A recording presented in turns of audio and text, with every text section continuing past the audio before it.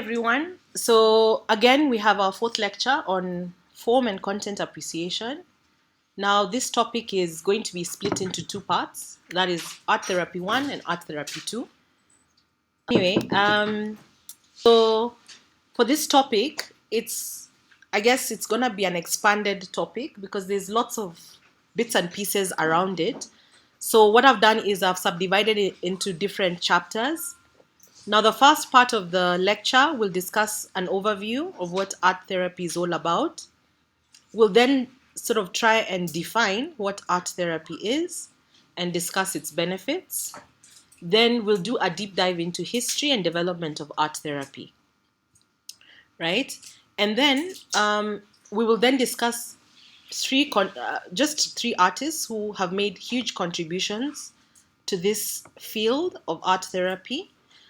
And then we'll finish with some examples of art therapy practice in Africa, because as I had mentioned earlier to you guys, I always believe in also giving our own local context, right? So there's the global context, mainly driven by a global north context or Asian context. But I'd also like to just bring it home by looking at the African context. And then we'll finish with types of art therapy, types of creative art therapy, right? Because there are various types. So we'll begin. So I guess you guys have heard the adage, a picture is worth 1,000 words. Yes, everyone has heard that, right? So this phrase reflects a powerful effect, at least the powerful effect that the arts and the creative expressions have on human understanding and communication. And what art therapy does is that it harnesses this power through therapeutic means. So basically, art therapy taps into that, idea of what power art making has for humans. And, just as a painting or a piece of music can say something in ways that may defy description, art therapy also provides individuals who are facing certain issues. And I remember we'd had this discussion just in our previous presentation, where there are people who are struggling, whether it's a disease, whether it's mental health issues, they are perhaps undergoing depression because of something that they've gone through, or whether it's an emotional issue, like I'm stressed, I want to listen to music, I'm stressed. That's some sort of therapy. You turning to music is some sort of it's an unconscious reach for something. It's an escape, let me call it that, right? So art therapy provides individuals who are facing such challenges, whether it's physical, whether it's emotional, whether it's cognitive. It gives them a pathway to healing, understanding, or self-expression, right? So people don't have to be good artists to practice art therapy, right? It's really seen as a form of treatment, and you shouldn't judge the artwork. So it's not something that you judge; it's something that you derive meaning from, right? Another thing is that, art therapy also uses the power of arts and different modes of communication to get people to engage and to engage with their therapy in many ways, right? So in this sense, whether you're turning to things like music or drama, spoken word, poetry, what that does is that it sometimes can bring healing benefits to these people. They could be struggling, that's all I'm saying. Like, they could be struggling either physically, emotionally, or cognitively. And they turn to art therapy using these different creative means as, let me say, solace, right? Or as a way to heal. I hope I'm being very clear, right? So by definition, art therapy, and this is by a gentleman called Van Lith, he says the use of artistic methods to treat psychological disorder and enhance mental health is known as art therapy. That's just one definition. Another one that's quite similar is by the Podium School, They say art therapy refers to the use of artistic methods to treat psychological disorders and improve mental health. And they support the notion that the creative expression can aid healing and mental well-being, the things that we've been talking about, right? So normally, this is done in a very formal setup between a therapist and a client. So there are people who actually seek the services of art therapists. So you can actually have an issue and you can decide to go and see an art therapist and visit them. It's sort of like it's like the way counseling is done. It could be a session, right? And the idea is one, of course, for you to achieve therapeutic goals. And I think we've highlighted them here. It could be that it's a healing process you want to go through, or it's a mental well-being that you want to go through. So basically, in sort of and what this is from the video that you watched, the one that I sent earlier from the University of Queen's Faculty of Medicine. The lady in that video says it's a language of self-expression and can reveal things during this process of coloring, drawing, making, molding, whatever process, whatever type of art making you're going through, it can reveal things, right? And an interesting thing about art therapy is there are some things that are in your mind that you may not want to talk about, right? But when someone gives you a piece of paper, you're able to sort of draw, right? And pour that emotion on picture from the art making process. There's another definition. This is quite expansive. So there are three different types of definitions. You can decide to go with whichever. But this one, what I like about this one is that it focuses on the types of art making and is very descriptive. So Alteraris et al. Say that art therapy, like any other therapy, whether it's cognitive, whether it's just the counseling sessions that you go through, includes an array of activities, including incident drawing. So this is incident drawing is when when perhaps this is the description given: a drawing of an incident that occurred while using substances. So you literally draw something because perhaps it's something that will help you heal from that substance abuse, right? So because there are people who actually use substances because they are going through something. I don't know if I'm making sense. Like, say, there are people who take alcohol not because they enjoy the alcohol, but because they're trying to run away from something. So in this sense, this person might decide to draw what it is they're feeling or what they're running away from, right? It could also be drawing and paintings of emotions. It could be just stress painting. Like you go with your book and you sit under a tree and start drawing, right? It could be painting during times of anxiety and stress in order to relieve that stress. It could be you creating an art journal. It could even be through collage. You stick pictures. It could be also creating sculptures for those who like working with 3D form.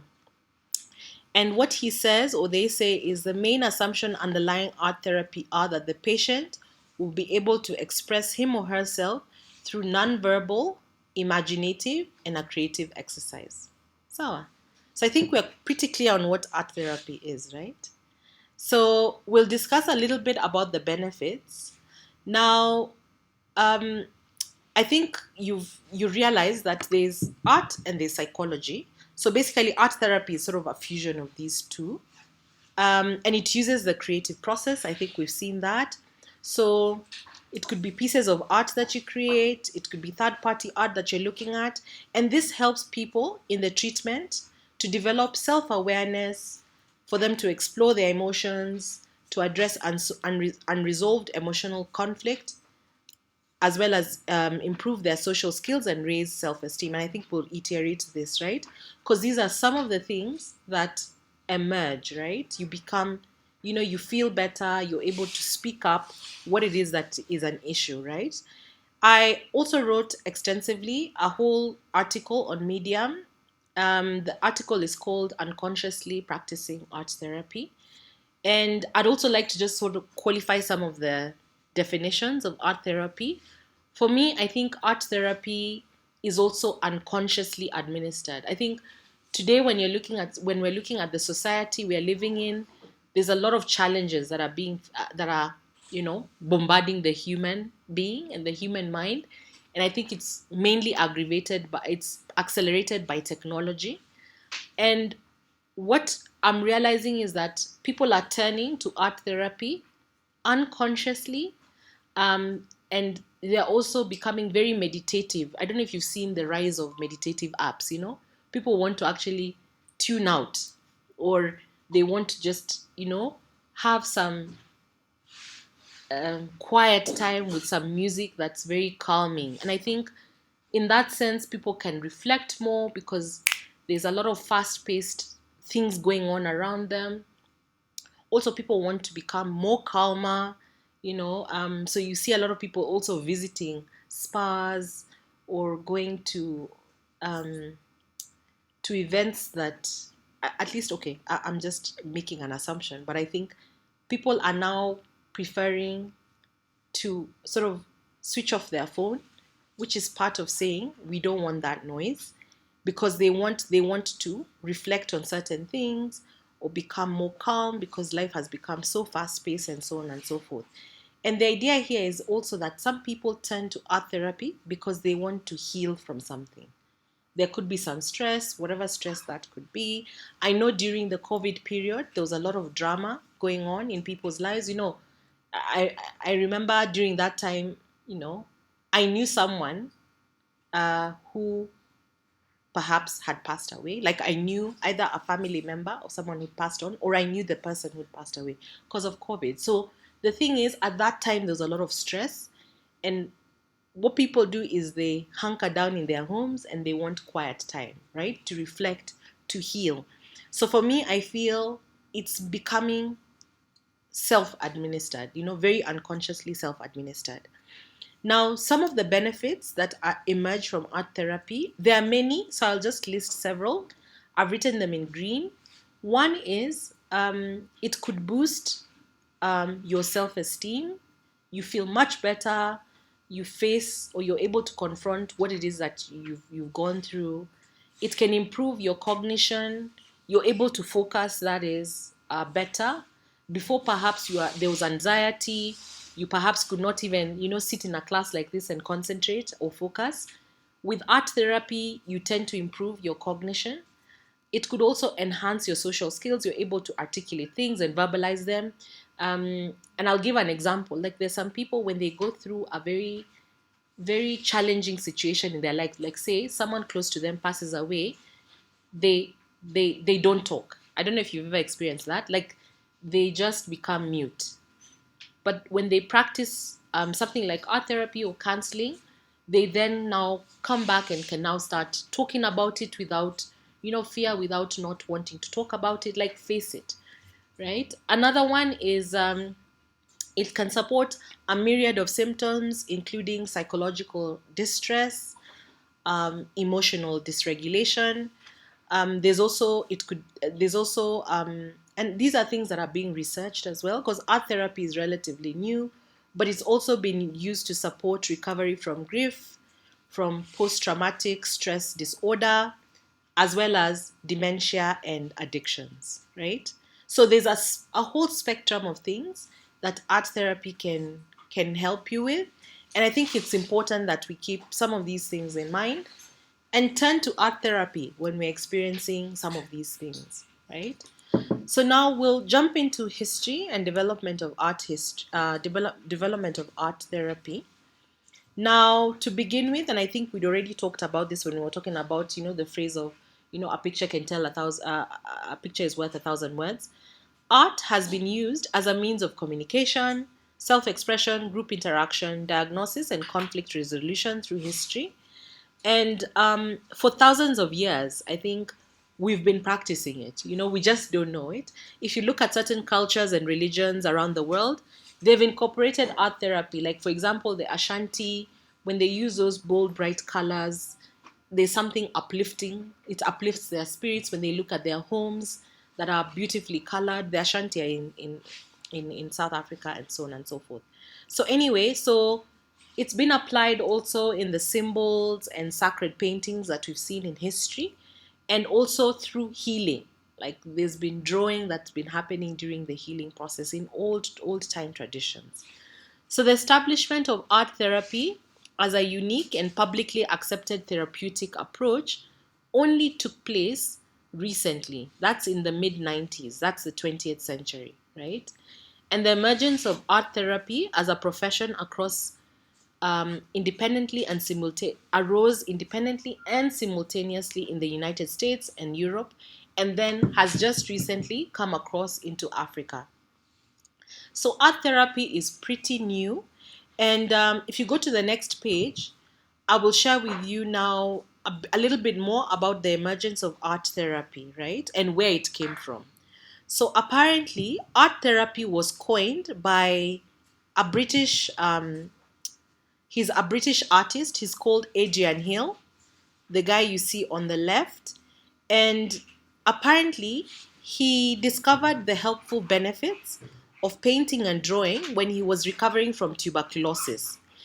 In 1938, he was he was a patient. He was a patient in a sanatorium called King Edward the Seventh Sanatorium. That sanatorium is in Midhurst, Sussex. That's in England. And he passed most of his time as he was recovering drawing views from his hospital window. So he was on his bed and he was looking through and he just started drawing. And he found that the process was quite helpful in aiding his recovery, right? So in 1945, he published a book, right? And the book is called Art versus Illness. And he later became president of the British Association of Art Therapists. So he's the first person to have coined the word art therapy, and he wrote extensively about it. Now, Hill was also an official of the World War One war, and apparently most of his works, because he produced quite a substantial amount of work, has been exhibited in the Imperial War Museum, and he's also exhibited across England. So I guess his injury might have been from his war, the times when he was at war, right? Because he was an officer at the World War One. So if you go to the next slide, here is an expert of a statement he wrote in his book, the Art versus Illness book, right? It's on page 30. He says, and it's in very interesting English, to be happily occupied is at all times a gift from gods, and in a period of long convalescences, it is a positive saving grace. The art germ, once it becomes firmly planted in the mind and the heart, is far more difficult to dislodge than another germ with which you are all more familiar. Indeed, the former germ, that is art, can help enormously in banishing the latter bug, which is the illness, right? So I don't know if you've made sense of what he's saying. He's saying that art and the idea of art making has such great benefits that it's able to eliminate or remove illnesses from your body. Are you seeing what he's trying to say? He's just trying to say that there's some therapeutic and healing benefits of drawing and painting, because that's what he did, right? And I'd encourage you to read a little bit more about him, because he is sort of also considered a pioneer of art therapy at a time when really no one even knew about the term. And also, he is important in history because at that time, there were such bad things happening. The concentration camps, you've heard of those ones that were being done. Also in hospitals, mental health was treated with electricity. You can imagine people putting tasers on your head and zing, like that was how mental health was being treated. And also very strange things, like you were being given, substances to take. You were strapped on your bed. They were very, like, the human rights of the patients was taken away from them, because at that time, mental health was pretty new and there was a lot of experimentation really that was going on. So for someone like Adrian Hill to discuss about art as a way of treating, as a treatment, as a way of treatment, that is cause for something. It was quite unknown at the time, right? So the next slide, we'll see that in the 1940s, several writers emerged, and they started writing about mental health field, and they also began to describe the work with people in treatment as art therapy. So this treatment now started getting this name, right? Um, as there were no formal art therapy courses, as I've described to you, or training available at the time, these care providers were often educated in other disciplines and supervised by psychiatrists, psychologists, or other mental health care professionals. So they were practicing art therapy in hospitals, but they was under supervision, right? So, of course, now modern day, we have now full-fledged art therapists. But at that time, they were just artists. They would come, they would actually do the art therapy sessions, and kidogo kidogo is when now it became a part and parcel, or a bona fide way of treating the mentally ill people. So now we'll go into contributors.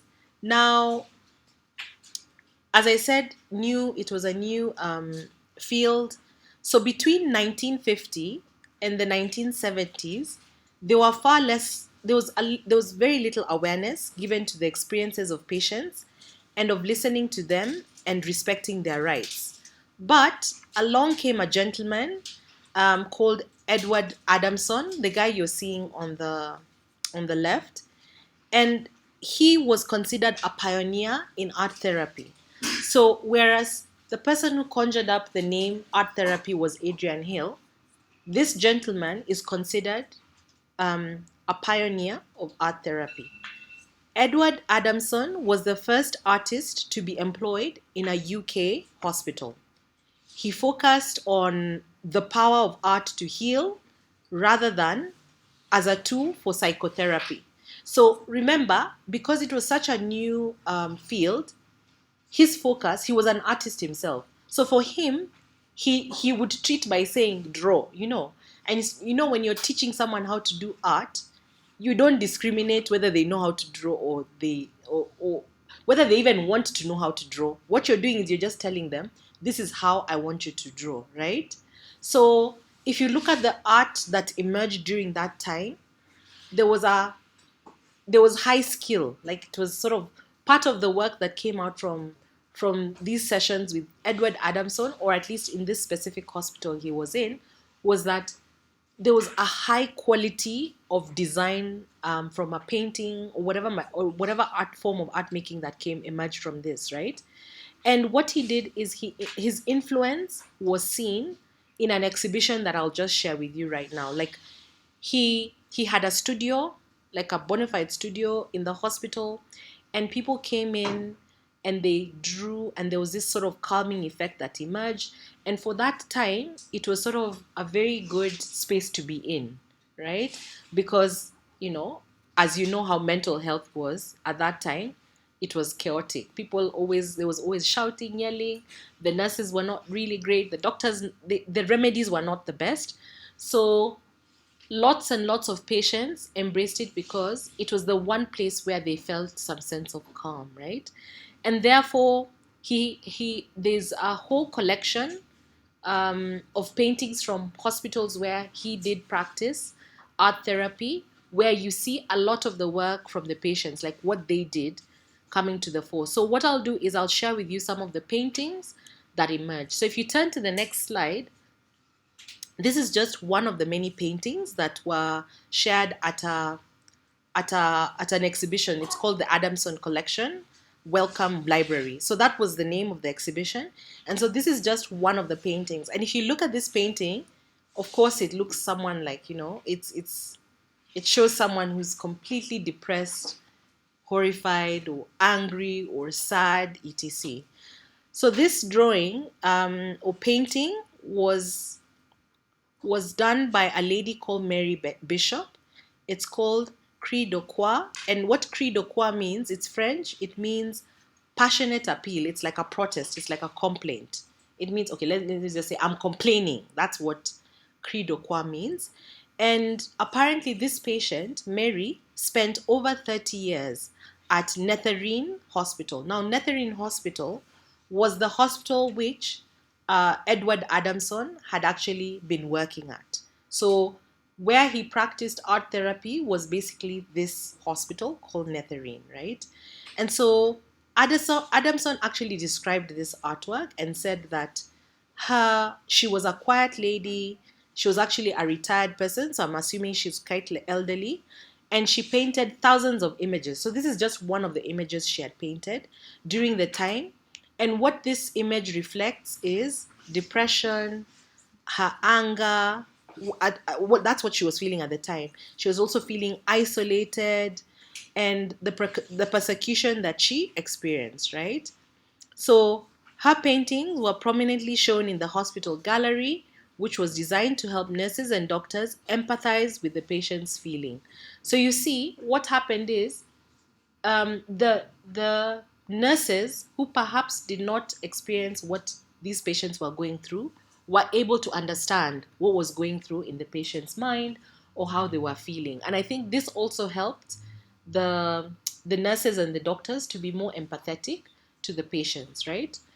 The next one, which is a bit of a bizarre painting, is actually a self-portrait of another patient in the Netherine hospital, and his name is called Graham. Now, this painting is quite abstract, as you can see. It doesn't really represent what an actual self-portrait is. You know, you'd expect someone to draw themselves, but in this instance, this person has actually drawn himself and how he's feeling, right? Mainly what he's feeling. So he reflects on what he felt, his emotions, and also perhaps he draws this, big giant eye to reflect the issue he's going through. So this is just my own deduction or interpretation. He perhaps, we see this giant eye that appears to be tearing. Don't you see the tears? And perhaps this is a self-reflection on his inner deepness, on his deeply rooted sadness or pain or depression, and he expresses this in his art. You even see some reptiles slithering into the water. Like perhaps this is his hope that he wants this pain to go away, and so on and so forth. So there are many interpretations of this, but I found it quite curious to see someone draw one very well, because this drawing has been done very well, but also someone to call it that it's a self-portrait. You can imagine what this person was going through, right, when he was coming up with this painting. Now, the last person I'll feature is a description, words from someone who sort of shares what they feel about art therapy. Now, the gentleman on the right, he's called Gary Molly. He's also one of the people who was described as a participant in the Adamson collection. And he was a civil servant. Remember, this is the 1950s, 1960s. And he ended up being a volunteer at a center called Co Arts, right? And this center, again, helps people with mental health illness. And he's the one who said these statements. So I'll read the statements. He says, I found something magical in painting, writing, and poetry. It eased the symptoms. Ever since, I've been managing my condition by being creative and building my self-esteem. Art therapy has been a catalyst. So, just for your information, he is actually a patient. He was, or he is, still is, if he's still alive. He's a patient who suffers from severe bipolar disorder. Do you guys know what bipolar is? Right? You have a sort of split personalities, and you don't know that you exist in two people, right? Like he could be Gary, but he also has an alter, right? An alter person, perhaps who's called James, or sometimes it could even be a female, right? So he had a mental issue, but he turned to art, right? Yes, you want to ask a question? Yes, so bipolar is actually a mental health issue. Now, okay, I'm not a psychiatrist, so I'll just try to describe what bipolar means. So normally, the way the symptoms present themselves is they're very disoriented, they're schizophrenic, like kuchanganyikiwa, like they don't know what happened or what's happening. They also sometimes are always like sort of angry about something, or they they can do things, and when you ask them a few hours later or a day later, they're like they don't remember doing it, and that's part of you being bipolar. But the bigger symptom is that the bigger issue is that there's someone else with you, in you. I think that's the only way I can say it.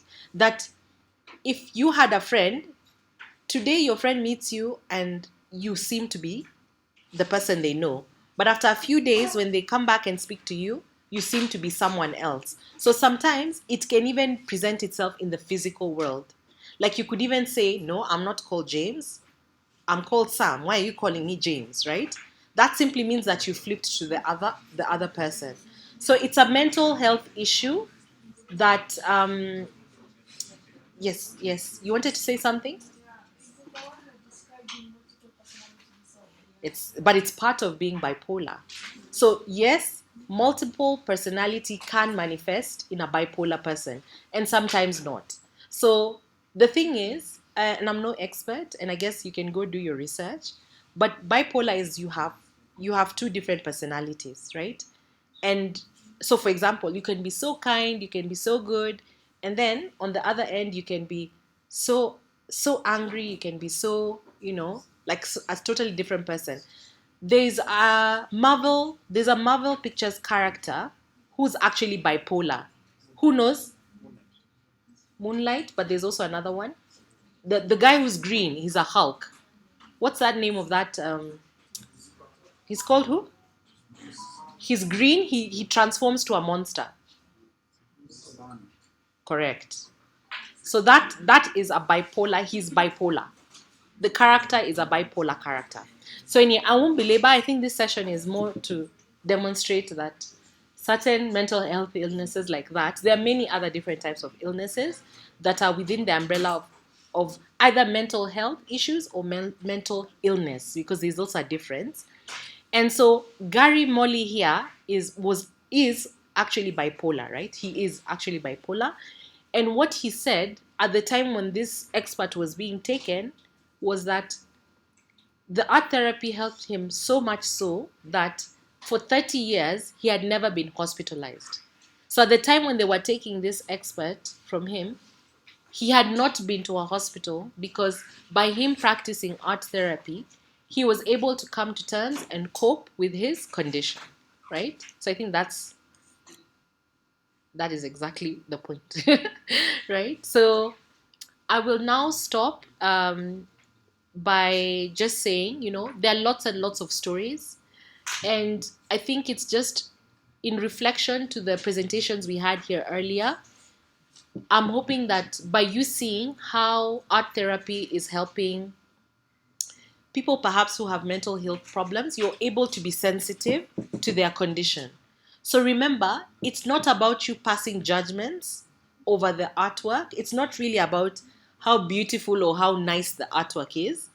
It's about how that artwork made them feel. Always remember the difference, right? Them, they're not interested in being artists. They're just interested in expressing how they felt through art. So now we'll just close this by saying the stories and the artworks that you've seen in the Edward Adamson collection prove that Adamson had a profound and undeniable impact on healthcare between the at least in the mid 20th century, that's around the 1960s to around the 1990s, and has offered a glimmer of positivity at a time when mental health is still a taboo, and it still is today, particularly in Africa. I mean, everyone will always, when someone walks by and looks disheveled, will always say, "Ah, huyo ako na kichaa," right? He's mad. But it could be it's an illness that just needs someone to treat or help, and they just need a little treatment like art therapy, and they'll be fine, right? So, mine is to say that we need to also appreciate that whatever we are doing as designers and artists can be also helpful to just human beings in this way, right? So we'll now talk about contributors, other types of contributors. There's, of course, Edward Adamson. The next person I'd like to discuss, she's called Margaret. She's called Margaret Naumberg. She she's considered the mother of art therapy. And in 1914, now this is back in the day, you can imagine, around that time of Adrian Hill, Naumberg opened the first Montessori school in the United States, right? She also established a school called the Weldon School in her home city of New York in 1915. And her philosophy was, or her belief was, that children who are allowed to express themselves creatively and pursue subjects of interest to them would experience healthier development. And I think this is now even more and more becoming a part of education, including the CBC that we now are enjoying or seeing, that um, it's not just about focusing on theory, uh, and no, just the verbal, giving classes and having people just recite or memorize things. It's also about them exploring the arts, right? And you see a lot of practical engagement today, even in today's education system, thanks to such people like Margaret Naumberg, who introduced art making in children because they believed that it did help in their development. Remember, hers was about children, right? So the next person is Hanna Kwiatkowska, and she's Polish, but she was educated throughout Europe. Now she just passed away recently, I think in 2020, and she was a talented sculptor and artist. Now Kwiatkowska was she moved to the US, and her work was slightly different from Margaret's. She pioneered clinical work in family art therapy and introduced art therapy into research at the National Institute of Mental Health. So, what she did is she bridged the gap between her passion and her profession by introducing art therapy sessions, which she conducted with families. So, for her, she was not just an artist, but she realized that it can help in especially family relationships, right? So there's she's written books, she's published a lot around the topic in regards to it helping with family relationships, right? So yeah, so Hannah, just to continue, Hannah found creative expression of drawing to allow family members to better identify their roles and status within the family. She also saw the significance of the therapeutic benefits of the drawing process. Now, originally, she had hoped to use art therapy to help treat people facing intellectual challenges, but it now changed to helping families. So she apparently discovered her technique also provided relief to families and individuals who faced moderate psychological issues and dysfunctions. And I think there's something to be said about that. There are lots of family issues, like, say, I'll give instances, like, say, there's something that happens to children and even parents when they divorce. Now, art therapy can also help children who perhaps are living in a setup like that, a divorced family. There also could be dysfunctional issues going on, like perhaps the mother or even the male parent is having issues because, a child perhaps was born with a certain condition and so on and so forth, and therefore they need to come to terms with this thing that they didn't expect, which is having a child who perhaps has challenges, and therefore they consult a therapist, an art therapist, to discuss as a family how they can, cope with the situation. So again, art therapy can be applied in very many different spheres, and as usual, it helps in mental health well-being, as well as overcoming some of these psychological disorders that we've discussed. I hope we are clear. Now we can move on to the next part, which is examples of art therapy practice in Africa. Now, there was this is an expert I got from an article, and this, I think, I really strongly endorse this type of art therapy because I know what it does to people. I've actually been a contributor to an organization that actually has people who are suffering from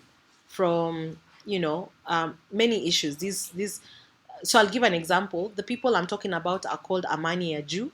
It's an organization that is right on the, if you're turning in from the highway, Westlands, coming into Chiromo Lane, and you're dropping down that valley, like you're headed towards State House, right at that T junction, it's like Riverside Drive, right? Right at that junction, if you look on your right, there's a whole organization that sells handicraft stuff. Now, if you ask them who creates those handicrafts, it's actually immigrants or refugees from other countries who've run away from conflict places. Now, Amani Aju focuses on refugees from Rwanda. So most of those handicrafts are made by refugee women who ran away from their home country when their home country was under war, and they're making these wares. So similarly, the art therapy can benefit they're called vulnerable groups such as the elderly, children, and refugees. And as I've mentioned, most of these refugees are just forced to flee persecution from African countries. It could also be other countries across the world. So it's not just Africa where we have refugees. There are also refugees in other countries. And the idea is they're escaping a harrowing experience. So to sort of like take their minds away from those issues that they've encountered, these centers or these organizations help them cope by allowing them to make things, right? And these things they sell, and they actually make an income, or they get money from it, and they're able to live like normal people in this new home they have, right? So there's an organization called Kuchinet. It's in Tel Aviv, which is in Israel.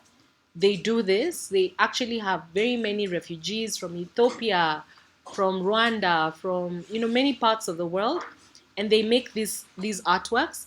If you look at the image, this image is actually, I guess, one of their many artisans, and as you can see, she's made her beautiful baskets, and they sell them, right? I've also discussed Amani Aju. Now, most of these organizations are assisting in easing the pain of integration by providing them with a supportive community. Um, yeah, and if you notice, some of these women have suffered such great things like rape, abuse, torture, trafficking, you name it. Like they've even lost their loved ones as they were running away. So as much as it may look like art to you, just normal art, it's actually therapeutic art, right? It's helped them cope. Other instances are, in the next slide, we see this is textile painting. Now, the studio it's run by a lady called Hafsa Yusuf. She's half British, half Somali, and she set up this center where she works with artisans, and they combine traditional hand painting with digital printing to create beautiful stuff. And they sell them in East London. So essentially, again, same thing. It's a place where people can actually support these women or these persons who have run away from their home countries because of conflict. Now, the studio provides a workshop for Somali communities, including the elderly and young members, to come and participate and create beautiful art. The picture on the right is a full-on exhibition. The exhibition was called Artists for Refugees, and it was funded by UNHCR, the UN for Human Rights, the United Nations for Human Rights, and I think Commission for Refugees. That's what the acronym stands for. And it was an art initiative that supported communities living in camps within Kenya. I think you're very aware that there is refugees camp camps up north, the northern part of Kenya. And these paintings are from those refugees who are escaping. And apparently, this organization called Artists for Refugees is led by Henry Ohanga. He's I don't know if you guys know Octopizzo. That's his real name. It's led by him as well as a gentleman called Victor Ndula, who's an artist and illustrator. So the musician and the illustrator, they join hands to form this group. And what they did is they organized these exhibitions, which happened here in Nairobi, right? So the setup was in 2015, and what they did is across that duration of period, I guess a year or two, they had training workshops in Kakuma refugee camp, and the paintings that you see here emerged from those workshops, where what happened was these artists, these refugees painted the artworks that were exhibited, and they showcased it during the World Refugee Day, I guess that was sponsored by UNHCR, right?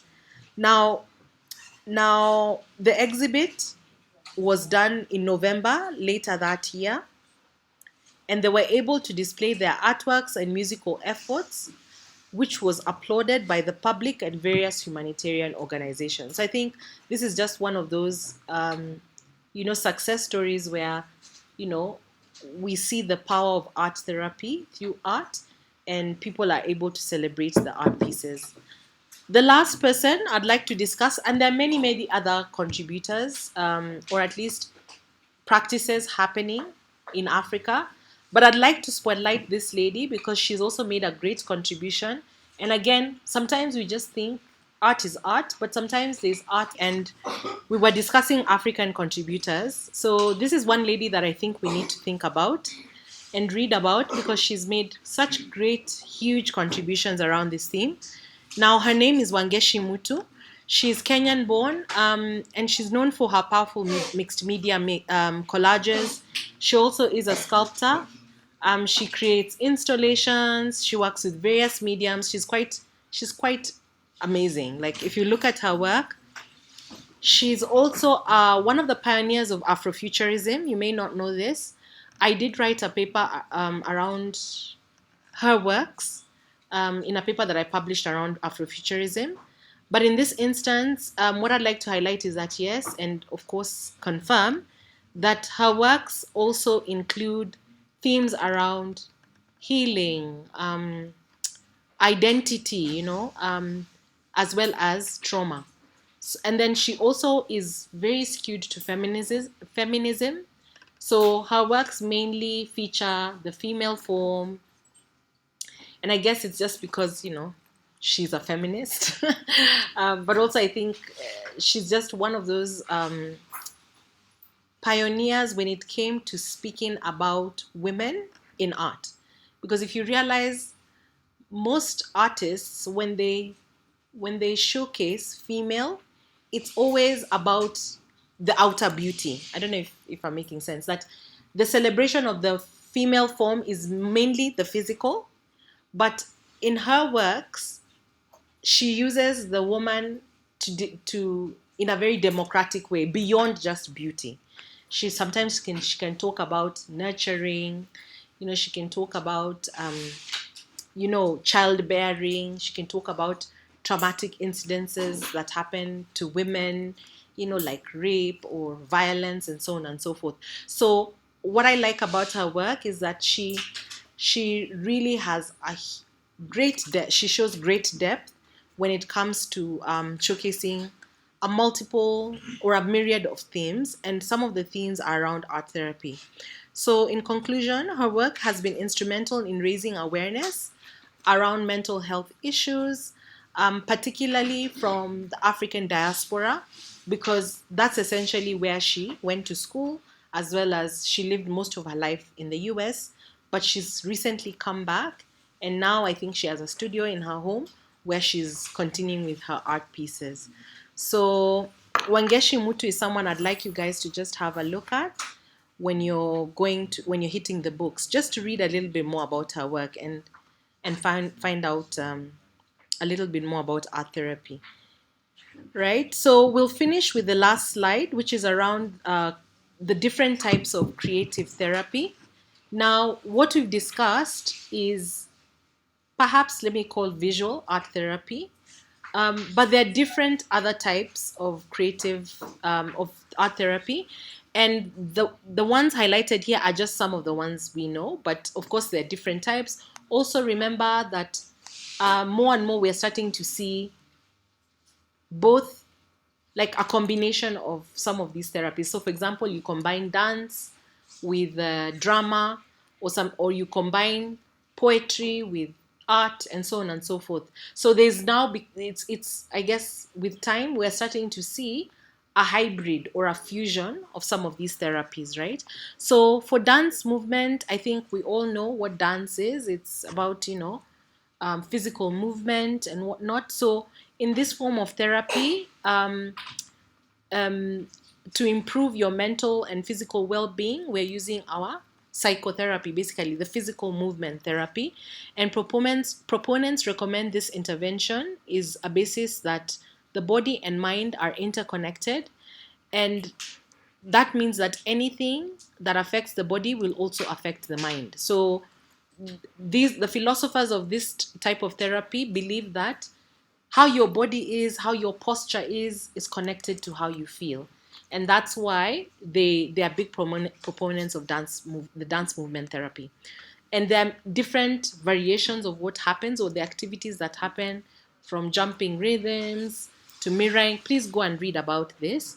For music therapy, um, it's all about a systemic process of intervention where the therapist, or it could even be a medium that helps the client to promote health using musical experiences and the relationship that develop through them as dynamic forces of change. So I think this one is practiced by most creatives, unconsciously or otherwise. But this is where you want to zone out with music. Perhaps you want to focus with music, or you want to drown out something with music, and so on and so forth. So it could even be the idea, it could even be that you're writing music, or you're performing music, or you're listening to music. So there are different constructs of how you may be engaging with this sort of therapy. Now, I'd like to make a recommendation for this one because I've recently encountered the channel and I enjoy it myself. It's called Harmony Tree. Go on YouTube, look for a channel called Harmony Tree. That is my idea of music therapy. I like listening to the music. It's not really music, it's instrumental, so there are no lyrics. It's just the instrumental beats, and I'd recommend it to anyone who's perhaps thinking of, using it as a background for writing or studying, or you even have an event and you want some, just laid back music. Harmony Tree, it's actually the person who's the originator of that channel is a friend of mine. He's called Robert Nganga. He's also a very good creative, right? So, as I mentioned, other forms could be music improv. I think you've seen people playing instruments and they do like, they improv, like they can change the tune and start, playing interesting music, like say Tawala Kenya, Tawala Kidogo, they mix it with another, like that switching up music. That's a form of therapy, and usually you'll even see it happening amongst expert musicians when they're just having like banter. They're trying out their instruments like it's a showdown. Music improv is becoming more and more a form of art therapy. Gives you good feel emotions, and so on and so forth. So again, that could be something that you're into. You may want to explore that. There's also drama therapy. I think everyone knows what drama is. There's the use of the expressive arts, performance, and theatrical arts to facilitate personal growth and promise mental health. Again, there are different types. It could be drama improv, it could be puppetry, it could be storytelling. Bits of this have even been woven into spoken word and so on, which is part of writing therapy. So again, just recognize that, as I said, why I'm spending so much time on this topic is because it's really now coming of age, right? Whereas in the 1940s, 50s, 60s, it was emerging. I think right now in the 2000s, and we're in the 2023, it's emerging. It's coming of age, and as you can see, there are very many now sub themes that are emerging from the art therapy. Another one is writing. So writing therapy has been defined as client expressive and reflective writing, whether self-generated or suggested by a therapist. So you could be told to write about an incident that occurred, and that helps you come to terms with that issue. Or it could be that you decide you want to write about something. Say, for example, I've seen this happen with women they've gone through childbirth, and boy, they have a lot to say about it. And so you see them writing, even creating podcasts, and so on and so forth. So again, journaling and poetry and spoken word and so on and so forth have become, yes, they become ways in which we cope. There are people who feel out by watching albums or Yes, videos. Where do we place this? that's I'd say that is both visual as well as drama. So remember, more and more we're starting to see expressive techniques in art therapy, and anytime someone is dramatizing or performing, it would be a combination of more than one type of therapy. So we're seeing drama and perhaps visual arts coming together, and comedy is definitely part of drama, right? Another comment. So yeah, so and then of course the visual arts is the one we've discussed extensively. This is essentially therapy that helps people to use creativity through drawing, coloring, painting, sculpting, and so on and so forth. And the idea is to self-express, to support their mental well-being or psychological disorders, right? So I guess just to close before I listen to you, Max, there are bibliographies there that I'd like to share. Again, please go through some of them because some of them are quite interesting, if not all of them. They do give you an overview of what we've just discussed. There's some videos that I shared with you earlier. So the one that I'd like you to look at is perhaps check out the Harmony Tree channel. Thank you very much. Our lecture is over, and I guess we will continue next week with Art Therapy 2. For next week, I will show you some of the exercises that happen between therapist and the client when it comes to art therapy.